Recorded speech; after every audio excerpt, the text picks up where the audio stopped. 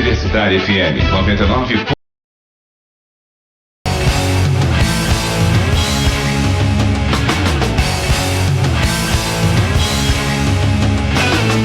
Programa Fora da Curva, jornalismo, crítica e diversidade. Pode acessar. Bom dia, ouvinte da Universitária FM 99.9 MHz e também da Universitária M 820 kHz. São 11h30. Começa agora o Fora da Curva, o seu programa que fala o que a maioria cala. Eu sou Adriana Santana, professora de comunicação da Universidade Federal de Pernambuco. Hoje nós vamos falar sobre a redução do reajuste para o salário mínimo, que será válido a partir de janeiro do ano que vem, janeiro de 2018. Estamos já ao vivo com transmissão via streaming pelo facebook.com/programa Fora da Curva, pela página da Universitária FM no Facebook e também pela Marco Zero Conteúdo. Você também pode falar conosco pelas nossas redes sociais e também participar do programa enviando sua pergunta, seu comentário sobre o tema de hoje pela nossa página e também pelo telefone aqui da rádio, que é o 3879-545481 Recife, 3879-5454. Em abril, no último mês de abril, o governo federal enviou ao Congresso Nacional uma previsão de salário mínimo de R$ 979. Há poucos dias, no entanto, voltou atrás e anunciou um corte de R$ 10 nesse reajuste, o que vai significar um salário de R$ 969 a partir do ano que vem. O salário mínimo, a gente vai falar um pouco mais sobre isso ao longo do programa, mas ele é calculado através de dois índices. O do Produto Interno Bruto, que é o PIB, a soma das riquezas do país, e também pelo Índice Nacional de Preços ao Consumidor, pelo índice da inflação, né? Ele é reajustado anualmente. Mesmo com reajustes a cada mês de janeiro, o valor do salário é notadamente insuficiente para uma sobrevivência digna. Para o Departamento Intersindical de Estatística e Estudos Socioeconômicos, o DIEESE, o salário mínimo do trabalhador brasileiro deveria ser de pelo menos quase R$ 3.800, R$ 3.700 e alguma coisa, para ser suficiente, tomando por base uma família de 4 integrantes. A justificativa do presidente Michel Temer é cortar os gastos. Cortar os gastos por volta de 3 bilhões de reais com essa redução no reajuste do salário. Mas essa notícia tem ainda mais impacto quando acontece no momento em que o mesmo presidente distribui à torto e à direito recursos e emendas para deputados e anuncia a intenção de vender o patrimônio público brasileiro. Sem falar, é importante lembrar que vamos ficar 20 anos com investimentos congelados em áreas prioritárias. Em teoria, né? Deveriam ser prioritárias como saúde e educação. Para discutir o impacto desse corte na vida de pelo menos 44 milhões de brasileiros que vivem com o salário mínimo e na própria economia do país, a gente convidou a economista Jaqueline Natal, do DIEESE, e também o economista Pedro Rafael Lapa, que é doutor em ciência política e integrante da Frente Brasil Popular. E eu já agradeço bastante a presença de vocês dois. Bom dia, Pedro. Bom dia. Bom dia, Jaqueline. Bom dia. Eu já pergunto aquilo aqui, eu acho todo trabalhador e toda a trabalhadora brasileira, principalmente a que depende do salário mínimo para sobreviver. Jaqueline, nós, a trabalhadora, o trabalhador brasileiro, vai ter condição de comer, de se vestir, de comprar remédio com esse salário que já é pequeno e agora vai ter essa redução no reajuste, Jaqueline?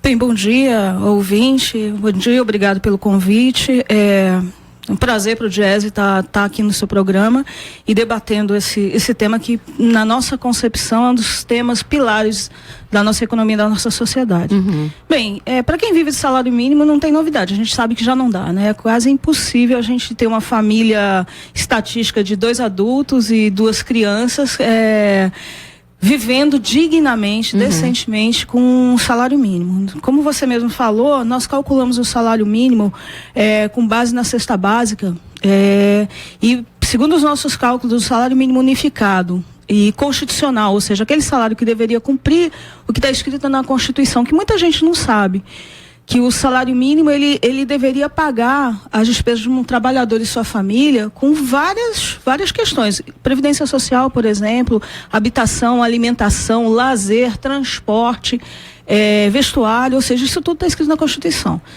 Pelos nossos cálculos, esse salário em agosto deveria ser de R$ 3.744, ou seja, mais de 4 vezes o valor de hoje. Então, assim, claro e cristalino que um salário mínimo, de fato, ele não permite uma vida condigna e ele é até inconstitucional.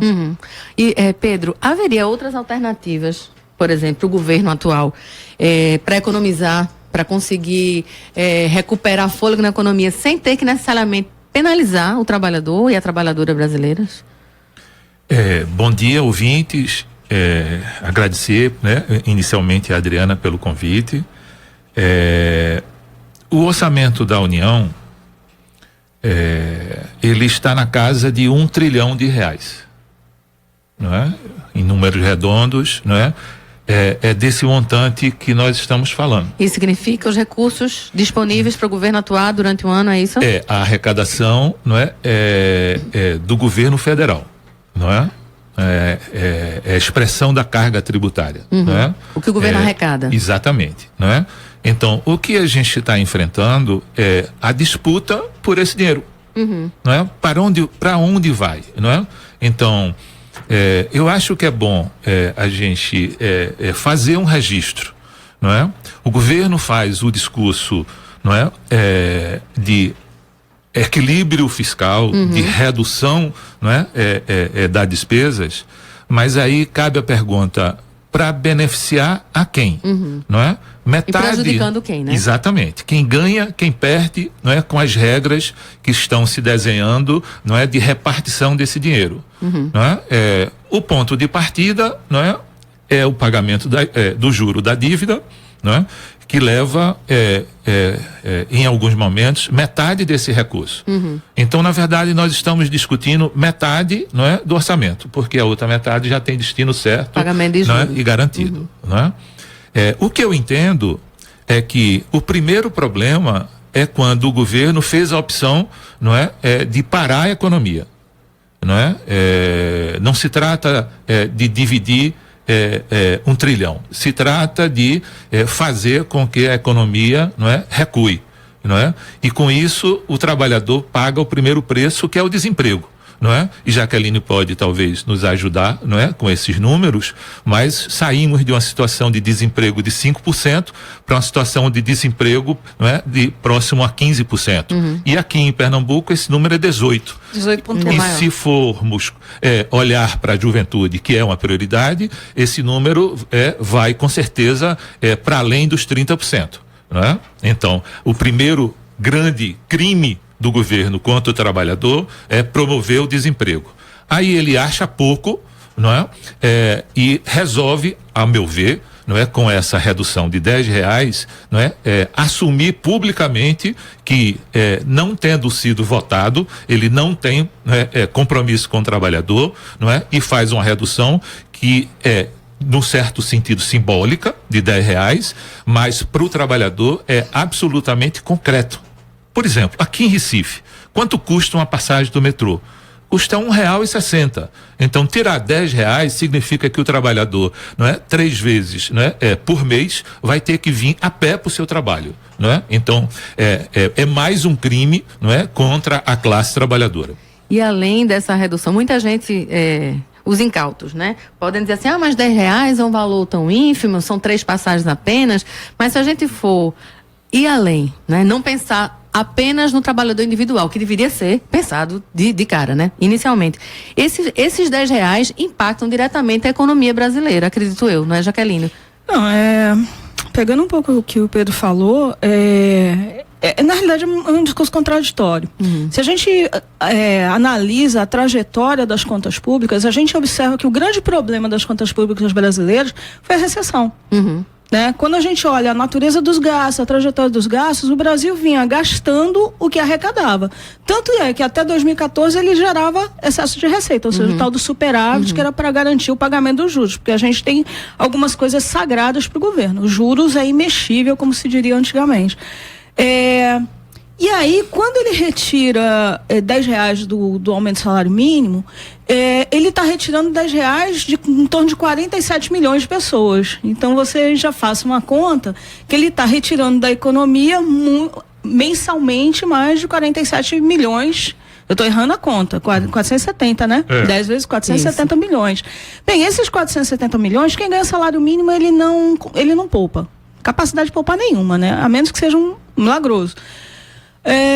Ele consome, e ao consumir ele gira o motor da economia. Ao girar o motor da economia, ele vai gerar mais arrecadação para tentar resolver o problema de caixa. Então, assim, na realidade, é uma visão, é um discurso contraditório, porque ele diz, não, eu tenho que economizar para gastar com salário mínimo, principalmente por conta da Previdência. Olha, a Previdência representa, dependendo do que você coloca dentro, de 18% a 26% do gasto. Os juros no agregado do ano 42%. Então é bem dos mais que o dobro, né? Da bem dívida mais, pública? Bem mais que o dobro. E em alguns momentos é 50%, porque o gasto é mensal. Então, assim, você não mexe em 42% do teu problema, quase metade, para mexer com 26% do seu problema, que gera movimento econômico, que gera crescimento econômico. Então, isso é um discurso que desmonta o país. E junto com outra quantidade de coisas, né? A reforma da Previdência provavelmente passa com esse Congresso que não sabe que esse discurso está equivocado, mas vai votar a si mesmo. Isso vai piorar com a questão da reforma trabalhista, porque a reforma trabalhista ela tem o caráter de reduzir salário, reduzir custo. Sim. O objetivo dela foi esse, não foi flexibilizar nada, foi reduzir custo do trabalho.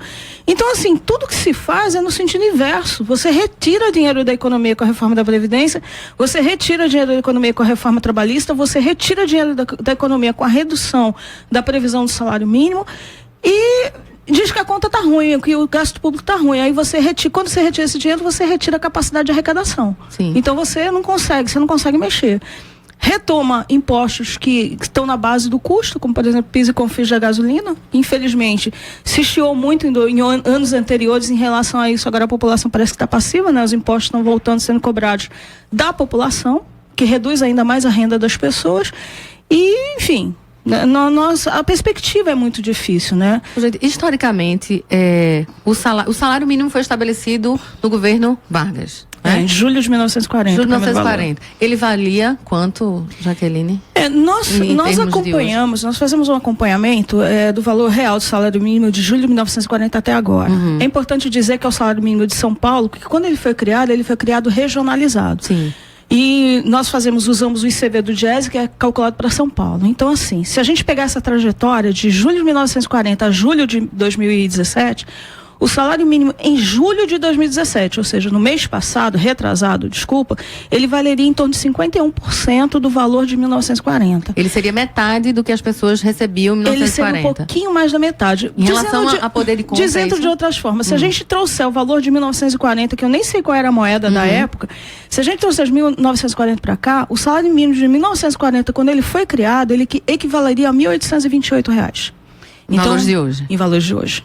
Então é isso, né? E assim, é necessário que o Brasil continue e retome a sua trajetória de aumento do salário mínimo. Nos últimos anos, né? Vocês estavam conversando antes do programa começar sobre aumentos e queda de poder de compra do salário mínimo nos últimos anos, né? Pedro fez algumas anotações. Em 1940 a gente tinha esse valor, né? Que foi a primeira vez que foi registrado. E nesses anos todos, como é que a gente vem caminhando? Como é que o trabalhador tem recebido o salário, Pedro, nesses últimos anos? Fruto dessa interlocução, né? Que tivemos assim, antes de começar o programa, tem uma informação muito preciosa para o ouvinte. De 2002 a 2016, o salário mínimo teve um crescimento real de 77%. Isso significa o quê, gente? Isso ele praticamente dobrou, vamos para simplificar. Não em poder de compra. Em poder de compra, não é?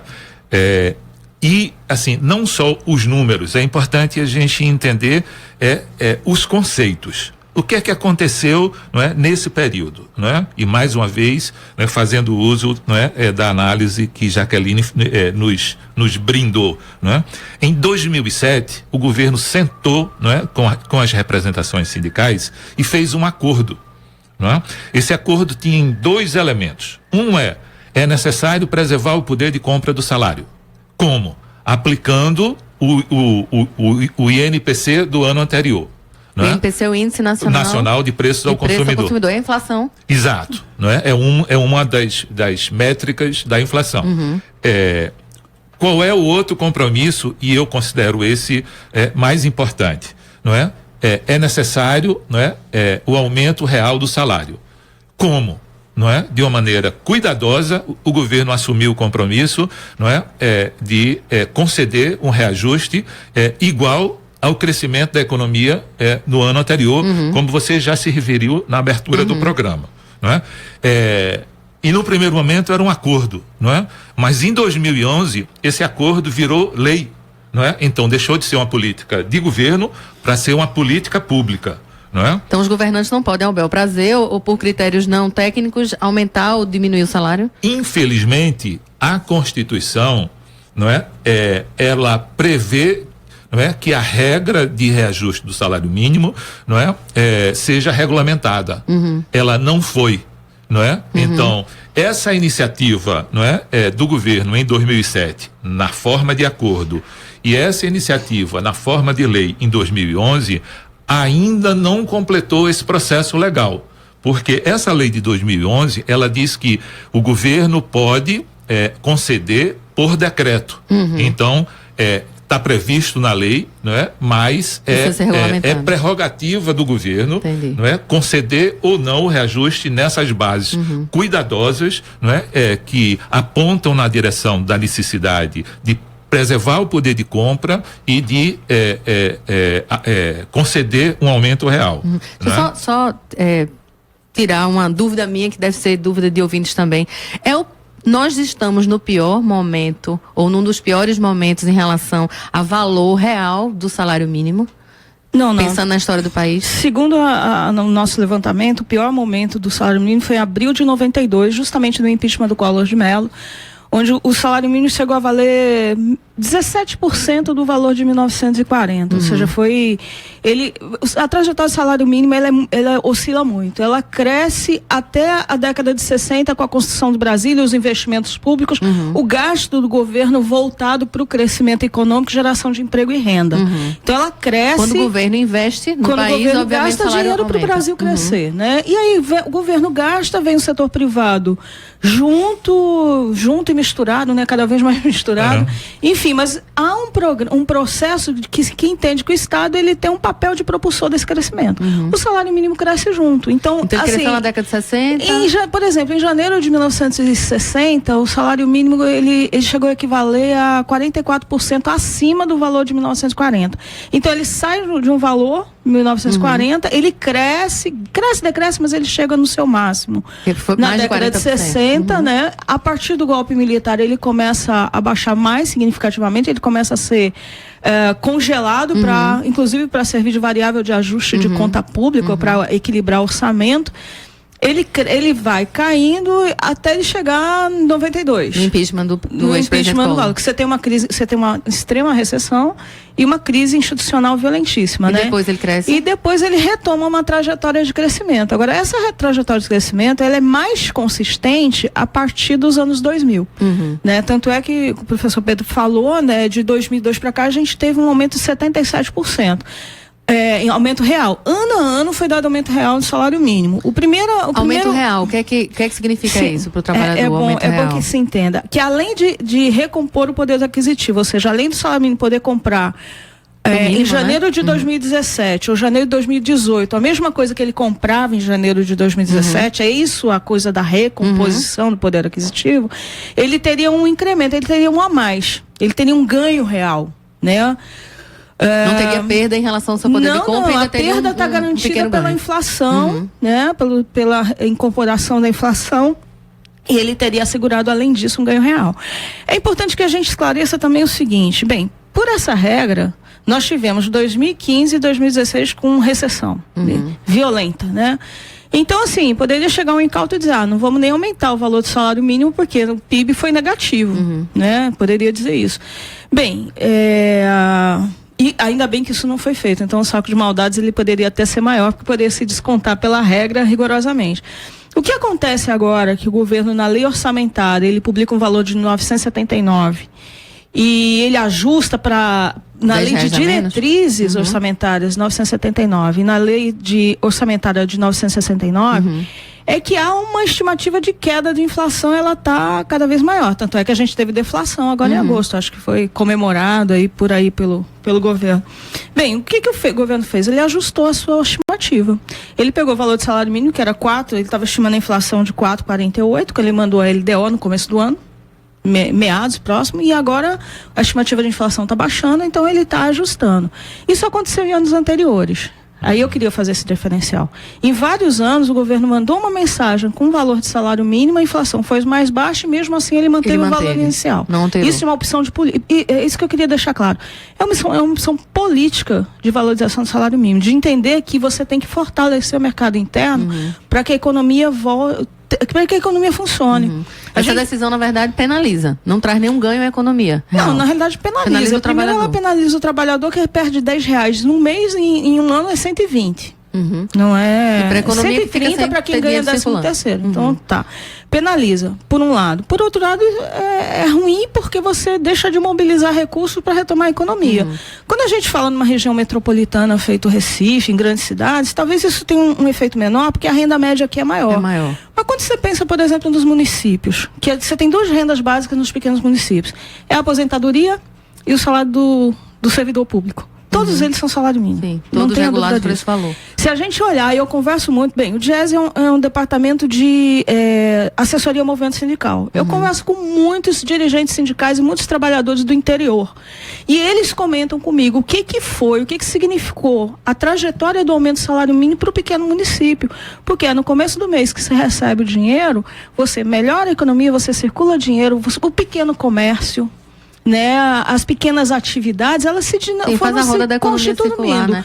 Nos pequenos. Então, quando a gente olha isso, quando começa a ver a política de salário mínimo de novo como ajuste de conta pública, ajuste de conta da Previdência, a gente está perdendo essa riqueza que foi gerada ao longo desses últimos anos. Pedro, você tinha uma informação? Complementando, assim, essa observação que Jaqueline acabou de fazer, sobre o período Collor, na verdade, talvez a gente devesse pensar sobre a década de 90 toda. E a gente possa dizer que a década de 90 teve um apagão do salário mínimo. Não? Esse apagão só foi superado a partir de 2003, não é? Por um conjunto de iniciativas que envolveu a geração de emprego, a carteira assinada e o aumento real de salário, não é? É isso que fez, não é? A economia crescer e o trabalhador melhorar de vida, não é? Então, acho que esse é um dado importante, não é? Para a gente lembrar da nossa história recente, não é? Quando você fala, Pedro, perdão, os salários ficaram congelados, né? Isso. Isso significa, na prática, que não houve aumento real. Exato, não é? E paralelamente ao aumento da pobreza, não é? Em 2002, nós tínhamos 50 milhões de brasileiros abaixo da linha da pobreza, não é? Pelo efeito, não é? Dessas informações que Jaqueline, né, já nos presenteou aqui, não é? E mesmo assim, não é? Nesse período foram propostas reformas trabalhistas que, por incrível que pareça, não passaram, não é? Não é? Então, o que é que nós temos? Nós temos, assim, um jogo, não é? Onde, num determinado momento, você tem a combinação de políticas públicas de emprego, de carteira assinada e de aumento real de salário, e agora a gente está jogando um outro jogo. Qual é o jogo que estamos jogando agora, não é? Nos últimos 5 meses, 3 decisões mostram, não é, o caminho oposto, não é? A volta ao desemprego, a volta à desvalorização do salário, a volta da fome, não é? Quais são essas 3 políticas públicas? A terceirização, não é? Que foi aprovada em março, a reforma trabalhista que foi ressuscitada, não é? Do período, não é? Do PSDB, não é? Em abril de 2017, e agora a redução de salário, não é? E veja o quanto é importante o processo político, porque 296 deputados votaram pela reforma trabalhista, não é? Então, 2018 vem aí, não é? Então, ouvintes, vamos trabalhar, não é? Para botar lá no Congresso deputados que queiram emprego, carteira assinada, não é? E aumento real de salário. Condições dignas, né? Exatamente, não é? Eu acho que esse é o sinal. Não é? Essa é a disputa. Nós disputamos o orçamento, mas disputamos orientações de política pública. O Estado é para quem? E o salário mínimo, me corrijam se eu estiver errada, vocês dois, por favor, ele tem uma relação direta com combate à pobreza, combate à miséria, não é isso? Se eu diminuo o salário, eu estou fortalecendo, não sei nem se é essa a expressão, mas eu estou fortalecendo uma cultura de miséria no país, de novo, não é isso? Qual é a relação? O salário mínimo, ele é tão importante que a gente tem que, na região Nordeste, 40% das pessoas que trabalham, qualquer tipo de atividade, formal, informal, ganham até um salário mínimo.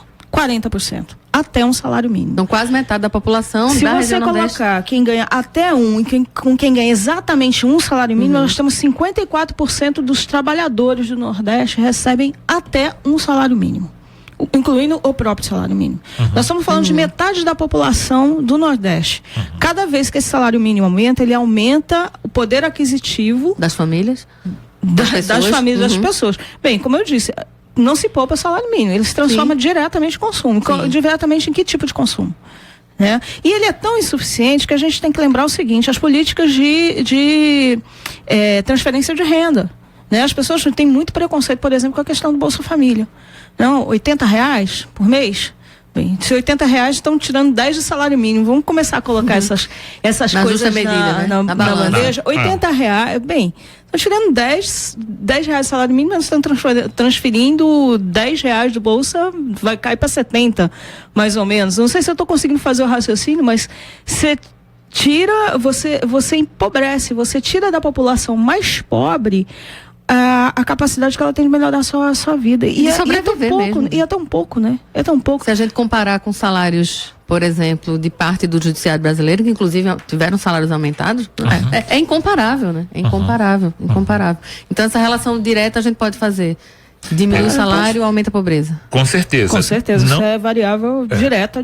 Não só no salário, mas na aposentadoria. Porque esses 50%, não é? Que Jaqueline falou, não é? Para o trabalhador. Quando a gente vai para a Previdência, é 70%, não é? Dos benefícios da Previdência é de um salário. 70% dos beneficiários da Previdência. Aposentados, pensionistas, 70% ganham apenas um salário mínimo. Exatamente. Não é? E não é à toa que a reforma da Previdência, que é outra maldade, né? Que a gente tem que lutar para que não passe. Curso, né? Isso, não é? Um dos elementos é romper a vinculação entre o benefício e o salário mínimo. Para quê? Não é? Agora está se reduzindo o salário, não é? Passou a Previdência, é para reduzir o benefício. Da aposentadoria. Então, assim, a opção, né? É uma opção contra os pobres, é uma opção contra os trabalhadores. Gente, a gente infelizmente está quase finalizando, mas eu queria terminar com uma previsão, uma projeção de vocês para o que é que a gente pode esperar para a economia brasileira, caso realmente o salário mínimo, que ainda não é oficial, né? Não é uma decisão oficial ainda, é só um informe do governo. Na verdade, é um projeto de lei que está sendo votado no Congresso. Ele pode ser alterado para mais, para menos inclusive, porque a estimativa de inflação ela já caiu em relação aos R$10. Então existe inclusive a possibilidade, eu estava fazendo uma conta bem maldosa, assim, que o último estimativa que eu vi foi 3,27%. 3,27 dá um salário mínimo de R$ 967,64. Ainda menor. De R$1 e alguns centavos menos. Então ainda há essa possibilidade. É possível, eu não sei se valeria o desgaste, enfim, a gente não sabe, mas se levar na ponta da régua, existe espaço até para baixar ainda esse valor por conta da inflação. A inflação está caindo violentamente porque a gente está tendo uma tremenda produção de alimentos, né? Estamos uma super safra aí de grãos, isso está carregando a economia, está melhorando a economia do lado da produção, e também porque você está numa crise violenta de desemprego e de redução de renda. Então isso gera redução as da pessoas inflação. Não vão comprar esses alimentos na verdade, todos, a gente né? está que economistas chamam de uma espiral para baixo. Nós estamos num momento em que todas as decisões políticas estão sendo tomadas, estão levando a economia para o desaquecimento, né? Para o desaquecimento. Nós não temos investimento mais, você tem que lembrar que, para nós pernambucanos, o que significa investimento público? É só a gente olhar para Suape de um lado, para Goiânia do outro, para o Sertão do outro. Quem conhece Arco Verde, Salgueiro, de 15 anos atrás, como eu vim de fora, eu vim do Rio de Janeiro, isso para mim é muito impactante, porque eu olho essa economia se recuperando. Eu cheguei aqui em 95, o estado de Pernambuco estava acabando, as indústrias indo embora. Jaqueline, eu vou ter que infelizmente interromper por causa da hora, mas vocês continuam comigo nas redes sociais. Pedro, você quer fazer suas considerações finais bem rapidinho? Eu acredito que um presidente que não foi eleito e que tem a rejeição de 99% dos nordestinos, ele é capaz de tudo. Então, a minha previsão é que vivemos um quadro ruim e que ele vai piorar. E eu espero que, não é, esse apocalipse, não é, nos ajude a ter consciência da realidade, não é, e construir mecanismos de transformação. E de reação, né? Isso tudo. Gente, eu agradeço bastante a vocês. O programa de hoje vai ficando por aqui. Agradeço bastante também a nossa equipe. A nossa equipe foi formada hoje por mim, Adriano Santana, e com produção de Ed Rodrigues. Nas redes sociais tivemos Vitor Aguiar e na técnica Marco Antônio. Amanhã vocês ficam com a apresentação de Manina Aguiar, que vai discutir sobre os direitos das lésbicas no Brasil.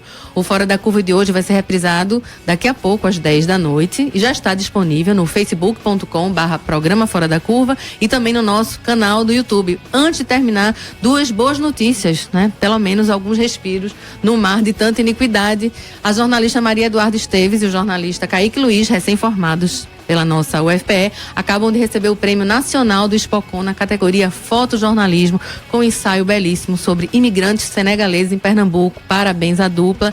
E hoje, puxando sardinha aqui para o meu lado, 20 estudantes queridos do curso de jornalismo Colon Grau, uma cerimônia que vai ser realizada às 8 da noite no Centro de Convenções. O nome da turma é Jornalistas contra o Desmonte da Universidade Pública. Ora aqui, que orgulho dos meninos. Quero deixar um abraço bem forte para vocês, já com saudades desse pessoal que me orgulha pela ética e pelo compromisso na defesa do ensino público de qualidade, universal e gratuito. Rapidamente, meu abraço vai para Amanda, Ana Carla, Antônio, Carol, Daiane, Diogo, Felipe, Franciele, Fran, Gustavo, Lara, Lorena, Lucas, Luísa Bessa, Luísa Ribeiro, Maria Eduarda, Natália, Pedro Jordão, Petros Tibúrcio, Renata dos Santos e Suene Aline de Azevedo. Parabéns. Boa tarde, minha gente. Boa semana.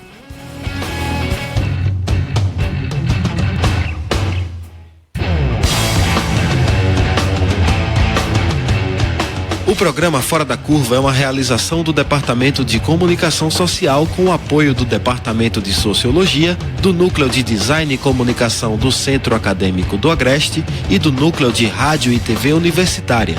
Parceria com o Marco Zero Conteúdo, Centro de Cultura Luiz Freire, Centro das Mulheres do Cabo, Centro Sabiá e Terral Coletivo de Comunicação.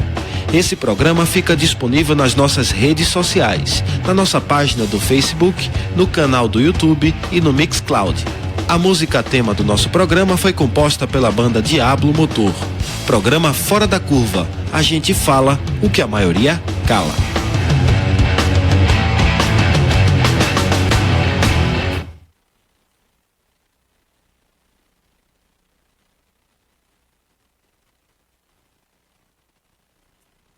Doze horas e